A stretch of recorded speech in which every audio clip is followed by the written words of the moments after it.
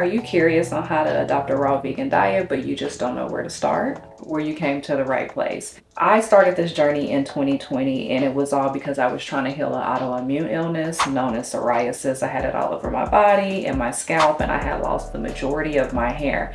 And instead of leaning on the doctor's prognosis for me, I started doing my own research, because in my head there was no way that I was going to be taking medication for the rest of my life and it was not going to heal me. It just was going to mask the symptoms, you know what I mean?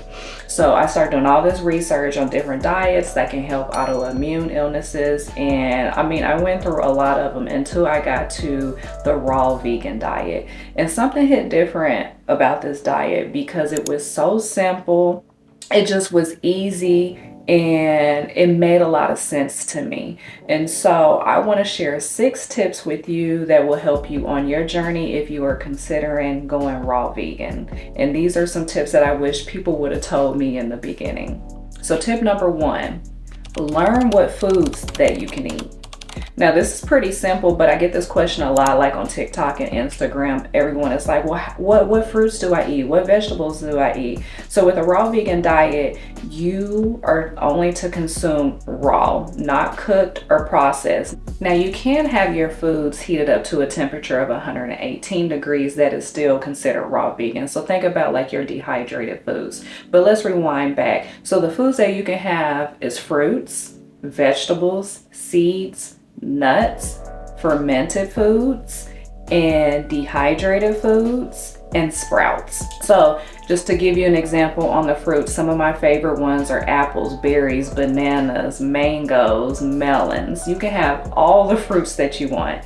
And then with the vegetables, some of my favorites are your leafy greens, squash, zucchini, cucumber. The only ones that I would say stay away from are your potatoes and sweet potatoes, because those actually need to be cooked for your body to digest it better. Then we get to our seeds and our nuts. You can have any kind of seeds and nuts you want, just make sure that they're raw. They haven't been roasted or cooked. Then we get into our fermented foods, like your kimchi, sauerkraut, pickles. You can have those.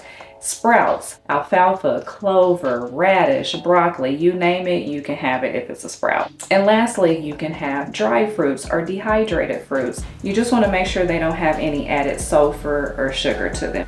Number 2, take it slow. And I wish someone would have told me this in the beginning, because with my personality, I feel like I have to know it all. I have to have everything in order to start, you know what I mean? It's like when you start a new diet or a new workout, like you want to have it all together before you start.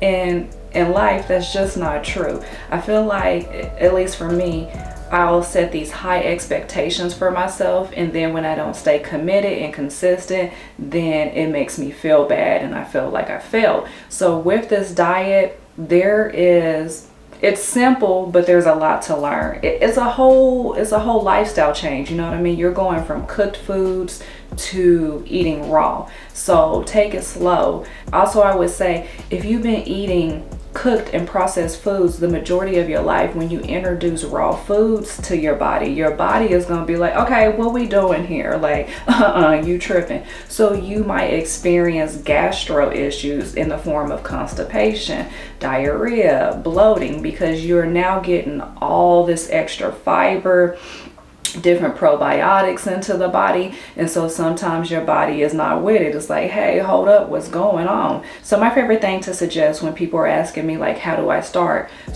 with either replacing your breakfast with all raw fruits, or you could dedicate one day and eat completely raw that entire day, you know what I mean?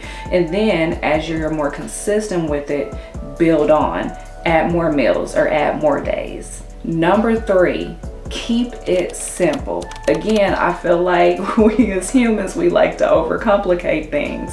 So the thing that I would suggest to you is, instead of like trying to find all these raw vegan recipes, start with mono meals. And mono meals means you're just eating one type of fruit or one type of vegetable for that meal setting. So like I was talking about, maybe replacing your breakfast with raw fruit. So maybe you just do a big bowl of watermelon for your breakfast, and then lunch you do something else, but that is just one fruit. This is also very helpful to your digestive system because it's easier on your digestive system. It doesn't have to figure out, okay, what's this food? What's this food? How do we digest this? If it's just one food, it's like, oh yeah, we got this. This is easy. And you know, it's able to absorb the nutrients from the fruit and then digest it, so then you can eliminate. Now, if eating a mono meal does not sound like something that you want to do, or you feel like you'll get bored with it easy, try juicing or doing smoothies. Doing juices and smoothies is a easy and delicious way for you to get nutrients in your body in just one meal. Number 4,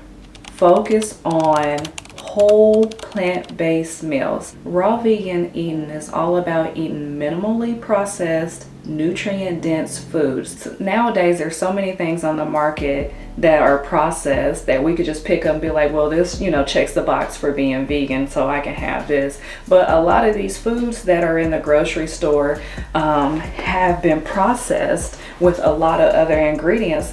Hell, some of them we can't even pronounce, that we don't even know what they are. With the raw vegan diet, it's all about having those whole foods. So make sure you're shopping on the outside of the grocery store. You're looking for fresh, organic, and seasonal fruits and vegetables. Number 5, now that you're kind of getting the hang of it, you know that you're going to be consistent with this diet. Now I suggest you to experiment with recipes. Venture out there and look for some recipes that are similar to the ones that you may have made with cooked vegan food. I highly suggest following me on TikTok and Instagram. I show a lot of different raw vegan recipes that you can try. Some of my favorite are raw sushi, raw spring rolls, raw vegan tacos. Oh my gosh, so good. You can even make raw lasagna, raw vegan cheesecake. Number 6, and my last tip. One thing that I love about this diet is you can eat until you're satisfied and there's no restrictions. You can eat as much fruit and vegetables that you like. And that's how I started off in the beginning, because I wasn't worried about like tracking numbers. I was more worried about healing my body. So I ate as much fruit and vegetables that I wanted to. But now in this current season that I am in, I want to get back to working out and like toning my body. So I'm going to start using a tracker. And I also follow a book, the 80-10-10 method. Let's see, I think I have it somewhere over here.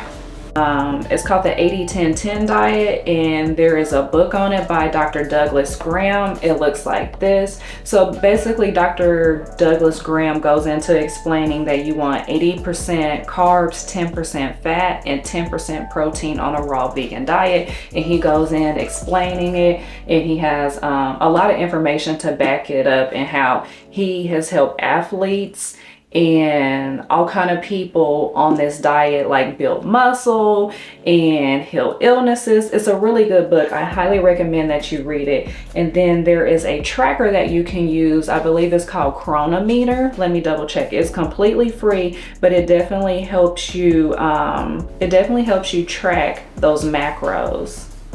And did I mention it's free? Chronometer, so Chronometer. But with that said, please know that I am not a medical professional. This is just my journey, and I'm just sharing it with you. Whatever tracking method that you are going to do, make sure you do your research and find what feels good to your body, and even consult your primary care physician. Let them in on what you are doing to help heal your body. So those are my top 6 tips. If you have any questions for me, leave them in the comments below. And remember, I know starting a raw vegan diet, or any diet at that, may be intimidating, but with these tips, you'll be on your way to a healthier, vibrant lifestyle. So make sure you hit subscribe, because we're going to do a lot more videos like this, and leave some comments below so I can answer any questions that you have. And thank you so much for watching.